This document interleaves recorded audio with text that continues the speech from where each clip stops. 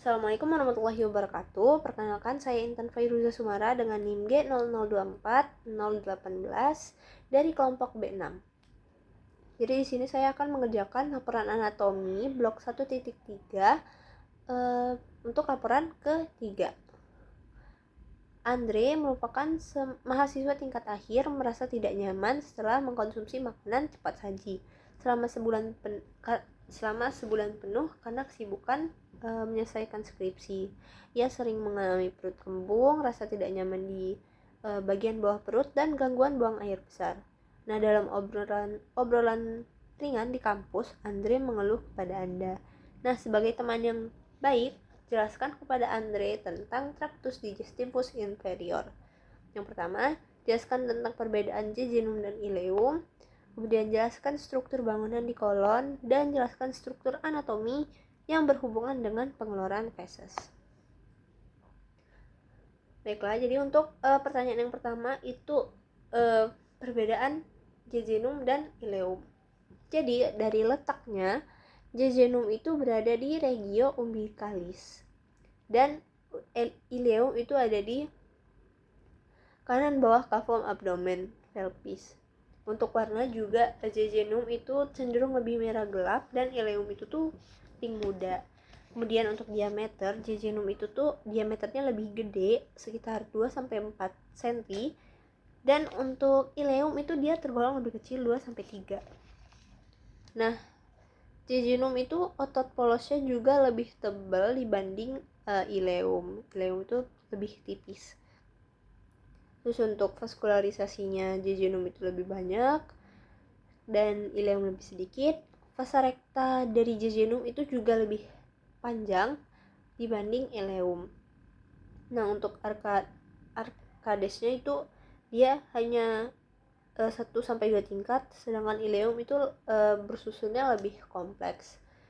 Nah, terus untuk lemak mesenteri itu jejunum itu memiliki lebih sedikit dan ileum itu lebih banyak. Nah, untuk plika sirkularisnya, jejunum itu lebih besar, tinggi, dan rapat, sedangkan ileum itu tuh lebih jarang-jarang dan dia itu nggak ada di bagian distal. Untuk plak peyernya di jejunum itu tuh hanya ada beberapa, sedangkan di ileum itu ada banyak.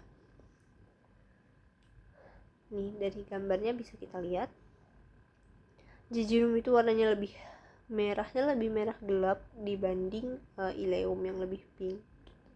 Terus ini vasa rekta dari jejunum itu tuh lebih panjang-panjang. Terus ini ada arkade arterialnya itu cuman 1-2 tingkat. Sedangkan untuk di ileum dia itu vasa rektanya pendek-pendek, tapi untuk arkade arterialnya itu tuh lebih kompleks, lebih banyak, dan dia itu tingkatannya tuh lebih banyak gitu.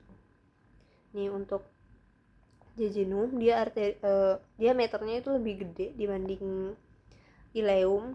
Bisa dilihat juga dari ototnya itu lebih tebal dibanding si ileum. Nah, kemudian untuk pertanyaan yang 3B itu jelaskan bangunan yang ada di kolon. Jadi yang pertama itu ada tenia coli. Tenia coli itu tuh dibentuk oleh stratum longitudinal dari tunica muscularis. Terus tenia coli itu juga dibagi menjadi 3. Ada yang mesokolika, ada yang omentalis, sama yang libera. Nah, untuk mesokolika itu dia nanti merupakan tempat pelekatan dari mesokolon. Nih. Nah, sedangkan untuk omentalis itu dia nanti akan dilekati oleh omentum maius. Dan yang terakhir itu ada tenia libera, dari namanya aja libera, yaitu tidak dilekati oleh apapun gitu. Nah, kemudian bisa dilihat dari gambar di sebelahnya itu ada beberapa bangunan lagi di kolon. Yang pertama itu ada haustra. Nih, haustra. Nah, kemudian di antara haustra ini itu bakal ada incisura. Nah, di sini ada omentum maius. Nah, kemudian di kolon itu banyak lemak-lemak yang disebut appendices epiploica. Nah, terus di sini juga ada plica semiulnaris coli. Ada juga di sini itu yang bagian ini itu tenia ommentalis. Ini ada mesokolon transversum dan ada tenia mesocolica. Nah, kemudian kolon itu juga dibagi menjadi beberapa bagian. Ada yang di bagian sini itu bagian yang naik, itu namanya kolon ascendant. Kemudian yang ini itu namanya kolon transversum. Yang ke bawah itu kolon descendens, dan bagian sini itu kolon sigmoideum. Nah, kan itu ada kayak beberapa sudutnya gitu ya.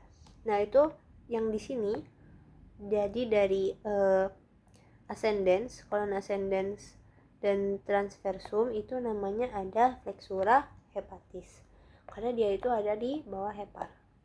Nah, kemudian di antara kolon transversum dan kolon descendens itu ada flexura lienalis, karena dia ada di bawah lien. Terus yang terakhir itu dari descendens, kolon descendens ke kolon sigmoideum itu ada flexura sigmoidea tuh. Nah, kemudian lanjut untuk soal yang ke 3C. Jadi disuruh menjelaskan struktur anatomi yang berkaitan dengan pengeluaran feses. Jadi untuk pengeluaran feses itu dia terkait rektum sama kanalis analis. Jadi sebenarnya rektum itu tuh dibagi jadi dua bagian. Ada yang rektum proprium sama kanalis analis.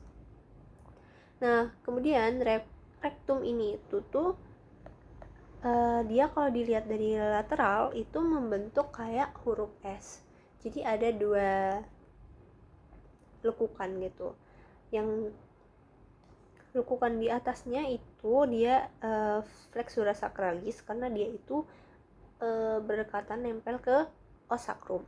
Kemudian yang bagian bawahnya itu ada flexura perinealis.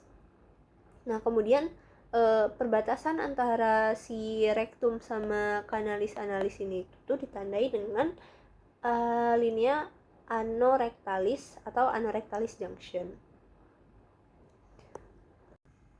Nih bisa kita lihat di sini, bagian sini. Ini itu zona columnaris. Kemudian ini ada pecten analisnya, dan di sini itu bagian zona kutanea. Nah, kemudian pada bagian kanalis analis itu terdapat sphincter yang disusun dari 4 muskulus. Yang pertama itu ada sphincter ani internus. Ini. Dia itu disusun oleh otot polos. Kemudian ada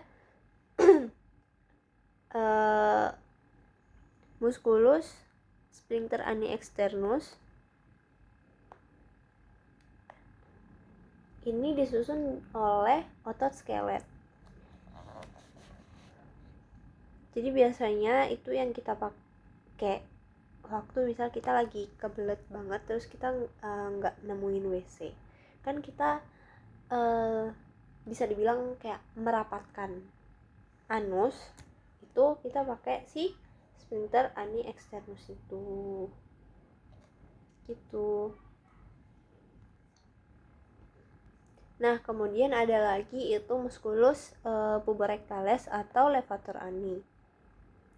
Kemudian yang terakhir itu ada musculus corrugator ani. Di sini itu nggak ada penjelasannya, tapi itu muskulusnya itu yang ini, musculus corrugator ani. Itu. Oke, mungkin cukup sekian laporan dari saya. Terima kasih. Wassalamualaikum warahmatullahi wabarakatuh.